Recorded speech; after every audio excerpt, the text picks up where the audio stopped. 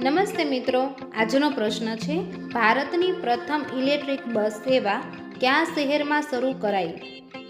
એ. કોલકાતા, બી. Mumbai, C. Rajasthan, D. Bangalore.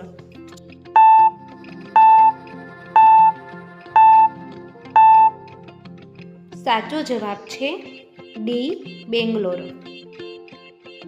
મિત્રો, general નોલેજમાં કંઈક નવું જાણવા માટે અમારી આ ચેનલને સબસ્ક્રાઈબ કરો.